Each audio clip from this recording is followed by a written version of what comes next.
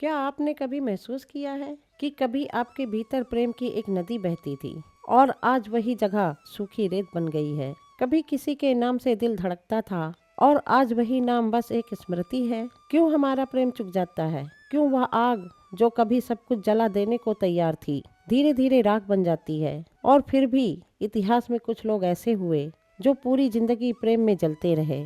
मजनू, फरहाद, क्या ये हमसे अलग थे या उनके भीतर वही था जो हमारे भीतर भी है लेकिन सोया हुआ? आज हम ओशो की वाणी के माध्यम से हम उसी सोए हुए आग को छूने की कोशिश करेंगे। नमस्कार दोस्तों, आप सुन रहे हैं कहानी कंचन की, जहां कहानियां सिर्फ सुनाई नहीं जाती बल्कि आपके भीतर उतर जाती है। अगर आप प्रेम, अध्यात्म और जीवन के गहरे सत्य को महसूस करना चाहते हैं तो अभी चैनल को सब्सक्राइब कीजिए और इस वीडियो को लाइक कीजिए, क्योंकि आज जो सुनेंगे वह सिर्फ कहानी नहीं, एक जागरण है। ओशो कहते हैं, प्रेम तो बहुत लोगों ने किया है लेकिन हमारा प्रेम जल्दी चुक जाता है। ध्यान से देखिए, जब प्रेम शुरू होता है हम कहते हैं तुम्हारे बिना जी नहीं सकता, और कुछ महीनों बाद हम उसी व्यक्ति से कहते हैं मुझे थोड़ी स्पेस चाहिए। क्या बदला?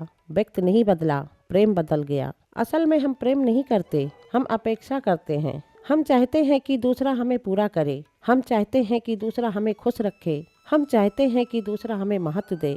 और जब अपेक्षाएं टूटती हैं तो हम कहते हैं प्रेम खत्म हो गया। लेकिन सच में क्या प्रेम खत्म हुआ या हमारी शर्तें पूरी नहीं हुई? ओशो कहते हैं, मजनू और फरहाद को पढ़ो। वो प्रेम में सफल नहीं हुए, उन्हें मिलन नहीं मिला, उन्हें सुख नहीं मिला, फिर भी उनका प्रेम क्यों नहीं चुक गया? क्योंकि उनका प्रेम किसी प्रमाण पर आधारित नहीं था। मजनू लैला को पा नहीं सका लेकिन उसका प्रेम कम नहीं हुआ। सोचिए, अगर प्रेम पाने से ही जुड़ा होता तो मजनू कब का प्रेम छोड़ देता, लेकिन उसका प्रेम व्यक्ति से ऊपर उठ गया था। लैला माध्यम बन गई थी, प्रेम असली हो गया था। क्या हमारा प्रेम भी कभी इतना शुद्ध हुआ है? ओशो कहते हैं, मजनू की नकल मत करना। बाल बढ़ा लेने से, सड़क पर नाम पुकारने से कोई प्रेमी नहीं बन जाता। प्रेम अभिनय नहीं है, प्रेम भीतर की आग है। अगर आग भीतर नहीं है तो बाहर की सारी कोशिशें नकली है, और अगर आग भीतर है तो उसे दिखाने की जरूरत नहीं, वह खुद दिखती है।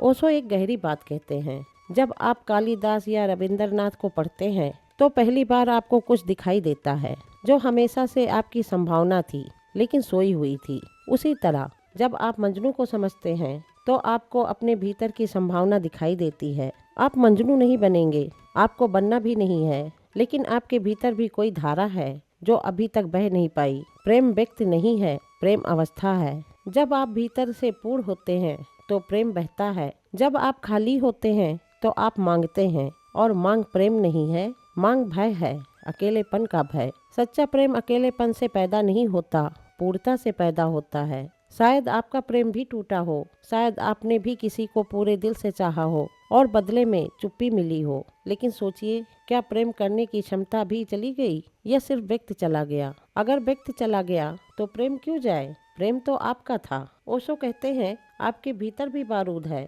बस चिंगारी चाहिए। यह वीडियो शायद वही चिंगारी हो।